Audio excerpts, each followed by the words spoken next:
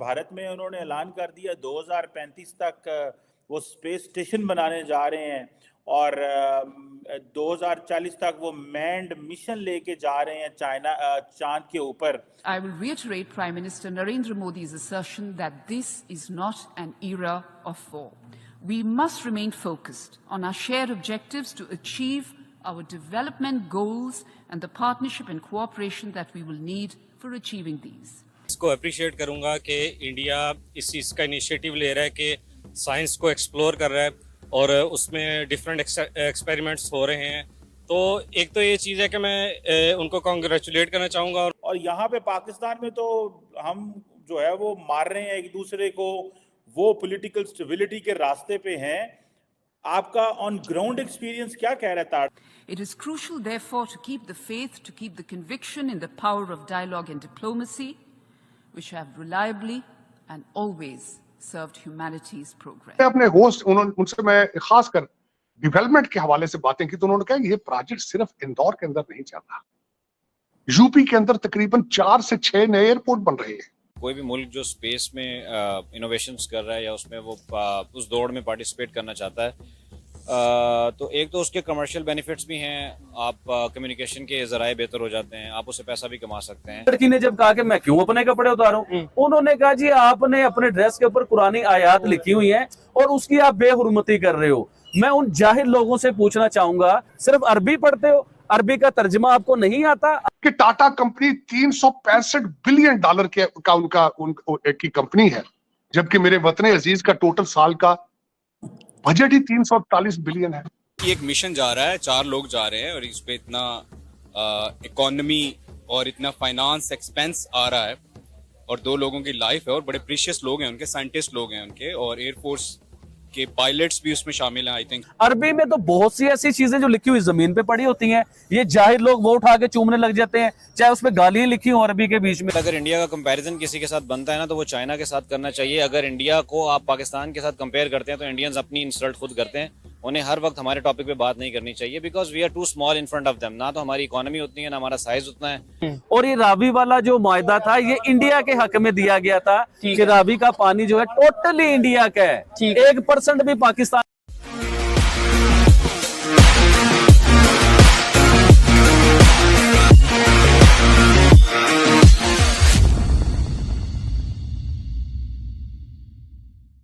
भारत में उन्होंने ऐलान कर दिया 2035 तक वो स्पेस स्टेशन बनाने जा रहे हैं और 2040 तक वो मैन्ड मिशन लेके जा रहे हैं चांद के ऊपर। तार साहब, इंदौर में डेवलपमेंट्स बताएं और ये बताएं कि और यहाँ पे पाकिस्तान में तो हम जो है वो मार रहे हैं एक दूसरे को, वो पॉलिटिकल स्टेबिलिटी के रास्ते पे हैं। आपका ऑन ग्राउंड एक्सपीरियंस क्या कह रहा है तार साहब? ये जो इंदौर के हवाले से भी बताएं और ये जो मोदी साहब का प्लान है इस हवाले से भी कुछ शेयर करें सर। शीमा साहब, मेरा आज से तकरीबन 5 साल पहले जो पिछला ट्रिप था और उसको मैं उस 5 साल को और उसके बाद होने वाली सारी डेवलपमेंट को मैं उस लेंस से देख रहा हूँ। मैंने न्यू दिल्ली को भी उसी लेंस से देखा है और मैं इंदौर को भी उसी लेंस से देखा। जिस तरह आपको मैंने बताया, सबसे पहले मैं जब उतरा हूँ वहां पे, तो वहां पे उतरते ही जो मुझे सबसे बड़ी, जो पिछली दफा नहीं थी मेरे ख्याल एयरपोर्ट पे, देवी अहल्या बाई होलिकर का सामने एक पूरा म्यूजियम टाइप, उनकी तस्वीर, उनके स्टैचूज, वो सारी चीजें इंदौर के हिस्टोरिकल, और उनका बहुत बड़ा नाम है। यहाँ जो हॉस्पिटल है वो उसका नाम भी देवी अहल्या बाई होलिकर, और यहाँ पे एयरपोर्ट का नाम भी यही है, यूनिवर्सिटी का नाम है, हॉस्पिटल का। उनकी एक होलिकर फैमिली की एक पूरी एक डायनास्टी मौजूद है यहाँ पे। लेकिन सबसे पहले जो आपने बात की कि निकलते ही पहला जो साइन वेलकम करता है एयरपोर्ट से बाहर कि द इंडियाज क्लीनेस्ट सिटी, और 6ठी दफा इंदौर ने ये टाइटल लिया है कि क्लीनेस्ट सिटी। बल्कि कल मैंने फर्स्ट हैंड जो एक्सपीरियंस किया है कि जब मैं डाउनटाउन घूम रहा था तो वहां पे ट्रैश रिमूवल की एक गाड़ी फिर रही थी, जिससे लाइव लोगों को रिक्वेस्ट और जुर्माने की धमकी दी जा रही थी कि आप अगर ट्रैश फेंकेंगे तो जुर्माना किया जाए। 2015 में मूवमेंट शुरू की गई, 3000 से ज्यादा डस्टबिन लगाए गए और वो तकरीबन 5000 मीटर की दूरी पर उन्होंने उसको रखा ना, 500 मीटर के, हर 500 मीटर के ऊपर एक डस्टबिन लगाया।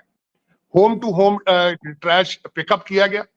जो अचीवमेंट उन्होंने की है कि उन्होंने वेट और ड्राई ट्रैश को अलग अलग किया, उसको, और उसके बाद तो सबसे ज्यादा वेस्ट, उन्होंने एक वेस्ट डिस्पोजेबल अपनी उसकी वेस्ट मैनेजमेंट को उन्होंने इनकम के तौर पे इस्तेमाल किया। और मैं आई वाज शॉक्ड के बाजार में खड़े होकर उस लड़की को कह रहे हैं कि अपने कपड़े उतारो।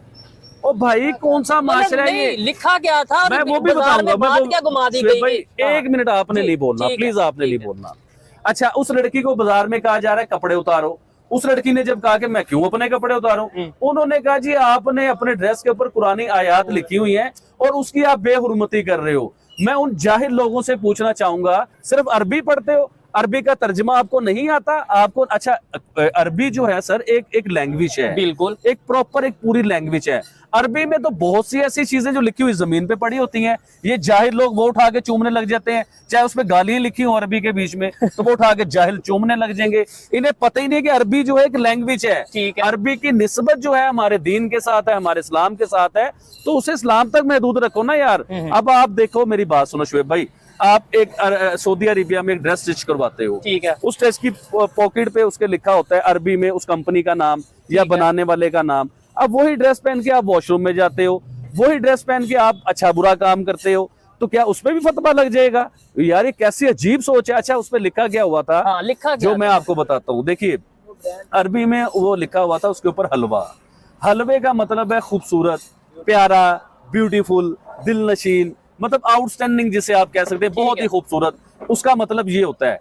इन्होंने उसका मतलब जो है वो आयत के साथ बना लिया कि ये है। अच्छा, वो बच्ची बेचारी, अब उस बच्ची के ऊपर आते हैं, वो डर के एक शॉप में घुस गई, एक दुकान में घुस गई, इवन के उस शॉप पे भी हमला होने वाला था। आप यकीन कीजिए कि उस बच्ची की जान बची है। देखिए, थोड़ा सा पीछे चले जाइए, वो श्रीलंका का जो शख्स था सियालकोट में, उसके साथ क्या हुआ था? जो मैंने दोस्तों से पूछा, 2020 के अंदर उन्होंने तकरीबन 14 करोड़ 15 करोड़ के करीब IMS जो इनकी यहाँ पे मैनेजमेंट है, उन्होंने उसको उससे वेस्ट मैनेजमेंट से पैसे बनाए, वेस्ट, और उसका 8.5 करोड़ कार्बन क्रेडिट से पैसे बनाए। तो नॉट ओनली ये दुनिया के लिए एक मॉडल है कि आप किस, यहाँ पे मैं एक और यहाँ पे ऐड करना चाहूंगा, साउथ कोरिया इस वक्त पहला कंट्री है जो फूड मैनेजमेंट को कंट्रोल कर रहा है। घरों से जो आप फूड प्रेप करते हैं, फ्रूट काटते हैं, उनके छिलके, खाने के छिलके, सब्जियों के छिलके, उनको जब आप डिस्पोज करते हैं तो गवर्नमेंट उसको कलेक्ट करके उसको उसकी प्रोडक्ट्स बना रही है आगे, और इससे वेस्ट, जो फूड वेस्टेज है वो कंट्रोल हो रही है। तो मैं एक तो ये देखा मैंने कि यहाँ पे ट्रैश को किस तरीके से उन्होंने एक इनकम का सिलसिला बना के एक क्लीनर सिटी। लेकिन यहाँ पे ये जरूर मैं बताना चाहूंगा, गवर्नमेंट तो एक पॉलिसी बनाती है, गवर्नमेंट ने सिर्फ 3000 डस्टबिन बनाए हैं, उसको इस्तेमाल तो लोगों ने करना है।